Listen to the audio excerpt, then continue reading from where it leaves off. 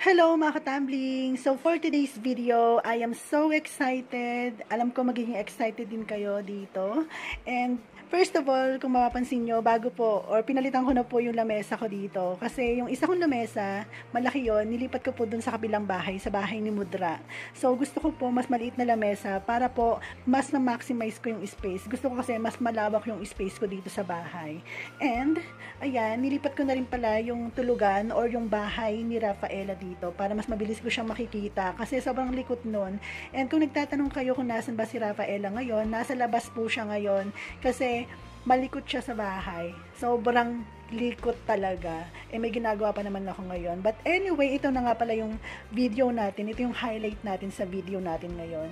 And kung mapapansin nyo mga katambling, ito po yung ating container. Ito po yung lalagyan na natin ng mga coins. Ayan, putol na po yan. Naputol po yan noong November. Kasi pagbuhat ko po, pag angat ko, bigla na lang po naputol kasi sobrang bigat, hindi na kinaya. Tapos, ayan, ito yung mga coins. Nag-decide na ako, kasi nga naputol, diba? Nag-decide na ako na bilangin na yung mga naipon natin na coins. So, ito po, meron tayong mga coins dito, 5 pesos. Tapos ito, mga 5 pesos din. Ayan. So, ayan, mga 5 pesos. Tapos ito, 5 pesos pa ulit. So, ito, 100 pesos po ito. Tinape ko na po siya. Talagang pinaghandaan ko talaga siya. Ang dami nating tape ngayon, ayan o, diba? But wait, there's more, okay?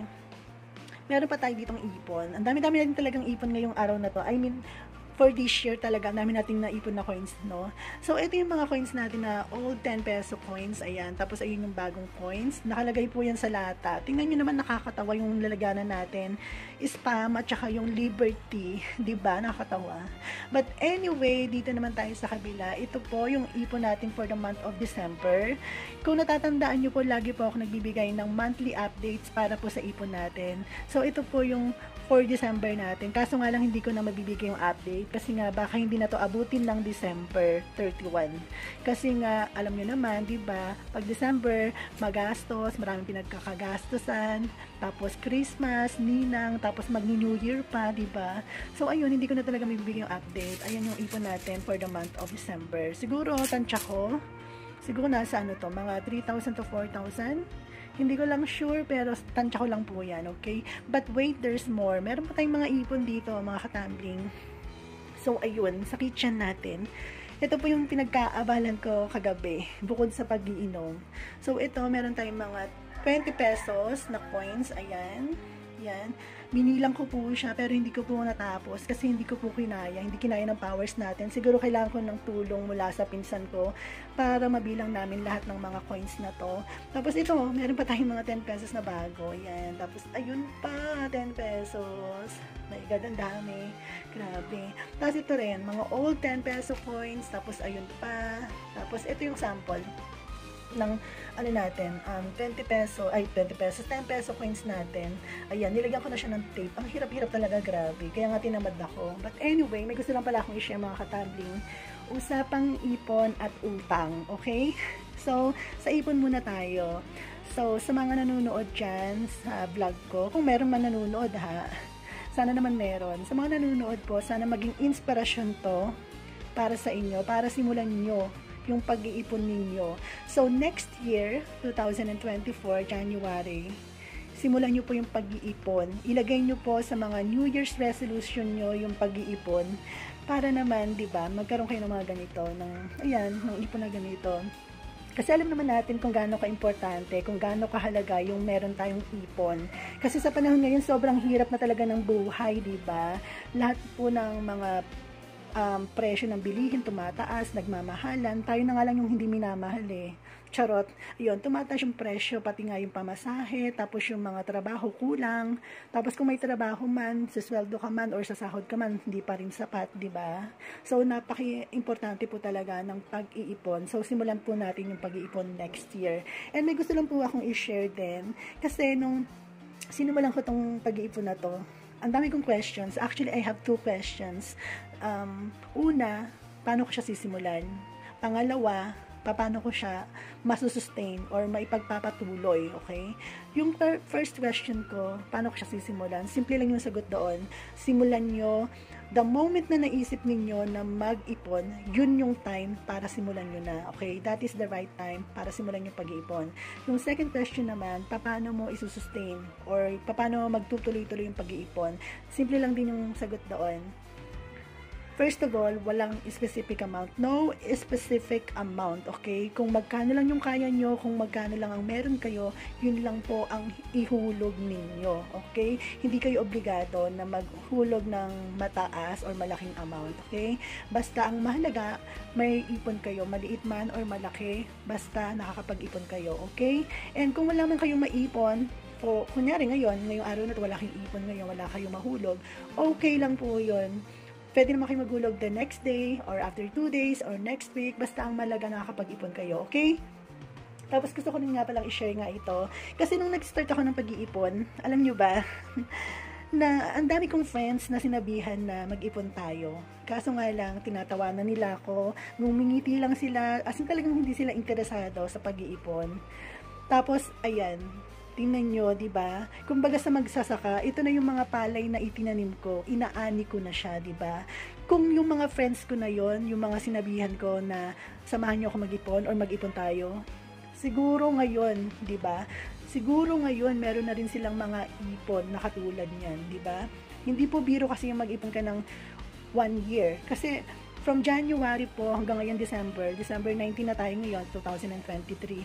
Diyos ko, grabe yung hirap ko na pinagdaanan sa pag-iipon. Hindi po biro yun. At saka isang achievement po yan para sa akin. Siguro sa ibang tao, baliwala lang sa kanila to or maliit na bagay lang to para sa kanila. Wala lang sa kanila to. Pero para sa akin po, achievement po to. Maliit man na bagay or malaki, basta achievement, is still achievement talaga yon, okay? And I am so proud of this kasi, di ba, hindi biro yung mag-iipon ka ng isang buong taon, di ba? Tapos, ito na yung resulta, meron ka ng ipon, pwede ko na itong i-deposito, di ba? Tapos, ayun, itong ipon na to, iipunin ko pa rin to, di ba? I-deposito ko sa bank account ko, di ba? Ang saya-saya, no? And ito guys, and kasi ito connected to sa ipon natin eh. Ako, ini-encourage ko talaga lahat kayo na mag-ipon. Lahat mga nanonood sa vlog ko, mag-ipon tayo at huwag tayong mangutang. Mag-ipon tayo imbes na mangutang. Kasi alam niyo naman tayong mga Pilipino, di ba? Mahilig talaga tayong mangutang. Konting ano lang natin, problema lang, malagay lang tayo sa alanganing sitwasyon, nangungutang talaga tayo kaagad. Ayun yung parang pinaka first option natin, di ba? Kumakapit talaga kaagad tayo sa salitang utang, no? Sa totoo lang to, kapag nangungutang, mahirap. Kasi kapag nangutang ka, obligado ka na bayaran mo yon. Yung iba, hindi na sila nagbabayad or kinakalimutan na nila, which is nakakahiya. And ayun pa yung nagiging sanhi ng pag-aaway, di ba? Kahit anong relasyon yan, magkaibigan, magkamag-anak, or ano pa yan, basta pag salitang pera, salitang utang, nag-aaway talaga. Sa mga nangungutang naman na nakakapagbayad, good, okay lang yun kung nakakapagbayad kayo, okay? Pero, guys, ito lang sasabihin ko sa inyo. Kapag nangutang kayo, kahit na yung inutangan ninyo hindi pa sila naniningil, kahit hindi pa nila kailangan, basta kung meron na kayong pambayad, bayaran nyo na kaagad. Kasi sobrang sarap sa pakiramdam sa inutangan yun. Oo. As in talagang sobrang saya sa feeling kapag may nagbabayad sa'yo ng utang. Kaya guys, kung meron kayong mga utang dyan sa ibang tao, kahit na hindi pa nila kailangan, bayaran nyo na.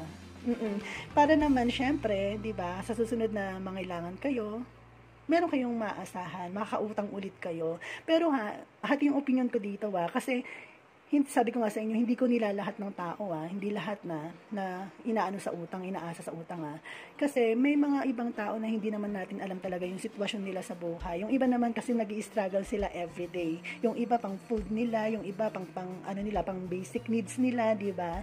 So hindi natin talaga alam yung pinagdadaanan nila sa buhay. And hindi rin natin alam kung bakit sila nangungutang. Pero kung ganun talaga, sobrang mahirap na nila. Yaan na natin kung talagang gusto talaga nilang mangutang. Pero kasi ako, para sa akin walang maidudulot na maganda yung pangungutang. Lalo lang tayong pinapahirapan. Yung mga sitwasyon natin, lalo lang natin pinapahirapan pag nangungutang tayo. But anyway mga katambling, sana maging inspirasyon to sa lahat ng mga nanonood sa akin ngayon or sa mga manunood pa. Okay? Sana sana simulan nyo yung pag-iipon next year. Isama nyo yan sa New Year's resolution nyo bukod sa diet, di ba? Bukod sa diet, isama nyo yung pag-iipon. Kasi sobrang saya talaga at nakaka-proud kapag nakakapag-ipon ka. Di ba? Kasi kapag nag-ipon ka, hindi lang nadidevelop yung hindi lang nagkakaroon ka ng ipon na pera eh. Nadidevelop mo rin syempre yung mga traits and characteristics na meron ka pala, na hindi mo alam meron ka. Katulad nung sa akin, di ba? Natutunan kong mag-adjust, disiplinahin yung sarili ko, tapos pinapahalagan ko talaga yung mga sentimo, ultimo yung amount, yung value ng pera. Iniisip ko talaga kung saan ko gagastusin, di ba? Kung saan ko gagamitin. Yun. Kumbaga itong mga ipon na to, bonus na lang to eh. Bonus na lang talaga to eh. Kasi mahalaga para sa akin yung traits na na-develop sa akin dahil sa pag-iipon. So ayun lamang po mga tumbling, sana mag-ipon po kayo, okay? And maraming salamat sa panonood. Yun lamang po. Bye!